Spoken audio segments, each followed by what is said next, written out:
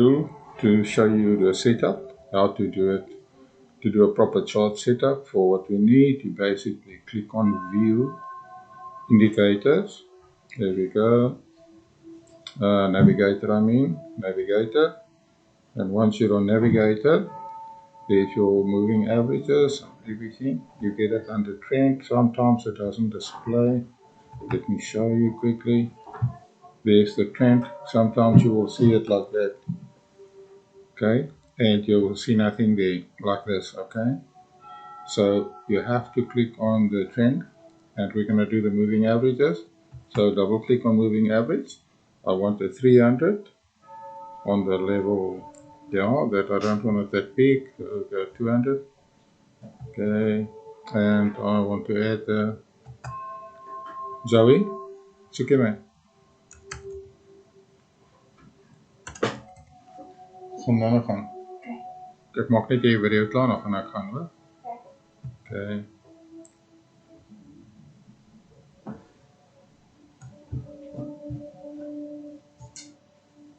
Okay, there's the 4500. I like to make it big. Can you see we're actually in an uptrend? The 4500 is the same as the 300 on the M15 chart. So you can actually see we're in a bit of an uptrend there. And let's look at where the 4500 is. There we go. So on the crash 300, we're actually in a bit of an uptrend. But if you see this type of thing there, you can see it's clearly dropping. You can switch a robot on, or you can take your trade. Now I'm going to show you how to add the RSI. Okay, the RSI is under oscillators, so we look at minus. I like to clean that, close that up. Now we go oscillators, and there's relative strength index. So I double click, and the first one I want to put on is 15, and I want it red. Yeah, let me make it aqua. I like the higher ones aqua. I just click on it and get aqua. There we go. And I want the levels. Let's keep it 50, 75, and I added 40 there. You know, just like that. The levels 50, 75, 83, 40. You can add 90 or whatever you think is needed. So we just click OK, and there's your levels.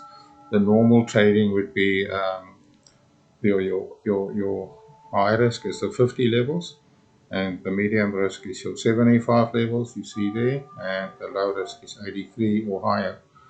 So let's look what will work on C300, and onto that I want to add the RSI 4, then we can see which relative strength index we must use.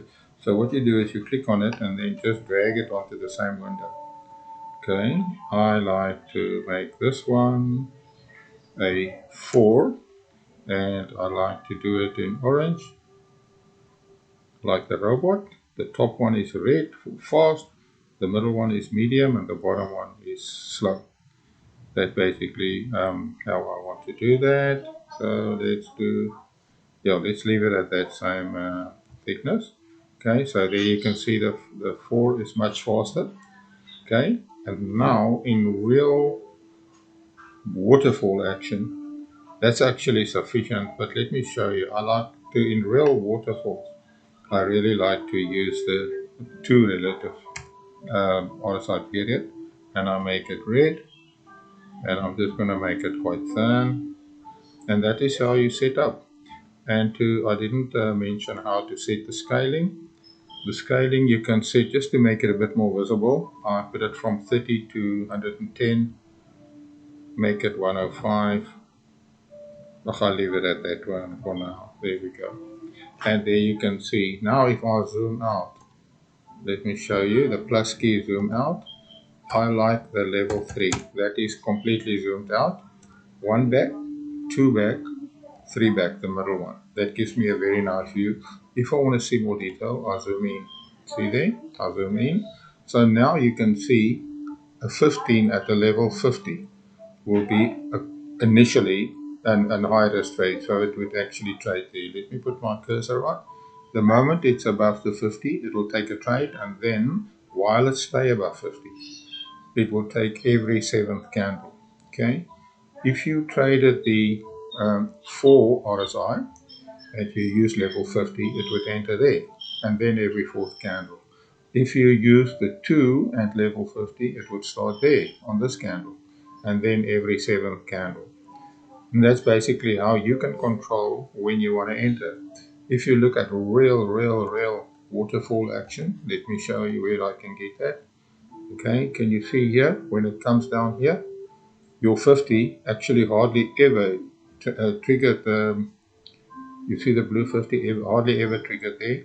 The 4 triggered it nicely, so the 4 at a level 75 could give some nice ones. I'm just going to scroll back, okay, scroll back with my left arrow, and just see there's quite a big waterfall there. You can see there 4 candles in a row, and that's an invisible red there, and you can see there not even any of them. It was too fast, not any of them actually reached any of the levels we wanted to look. Maybe the 2 at the level 40 could have entered here, but that was all too fast. Let's look on this side here. I'm going to go zoom out quickly, and then there we go. Can you see here? Sorry. If I use level 2, I could have caught one of those maybe. Yeah, level 2, you see there. Level 2 at 40, level 2 at 40. It would have got in there and there. Let me put my crosshair. Control F puts on crosshair. There, I would have gotten in there. Okay, and there the 50 was crossed here, like what's it? And there. So you can eyeball what you want to trade with under the circumstances. Let's just drag it a bit more to the left. Look at midnight on the server, the midnight one. Look there, nothing actually got back in there. There's no ways to even pick it up. Maybe let me see if I go. Yeah, you see the red didn't even touch 40 there. So there was nothing. This is too fast. This is absolutely too fast. And this is when my New Zealand friend, when she see this, she just goes zonk, and after that candle she would sell, and she would sell again, and then there at the second or third candle pull out. This is, by the way, an invisible red. Okay, same as a normal red, invisible red, and that is basically how you set up your chart, and you can then use any moving average as your guidance for trend, and you can use it in any instrument on any time frame. You don't have to do it on this time frame. You can go for another time frame, right click, time frame. Let's look at the 5 minute. Can you see on the 5 minute? You don't really see the spike so much, but you can still see if you want to trade downtrend, you can still see your pullbacks here.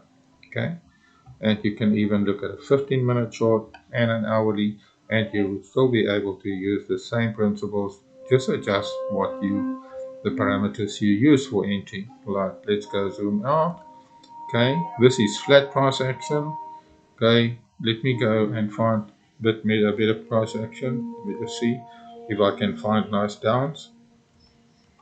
Okay, there's down, no, it's not down. Okay, there's a bit of down.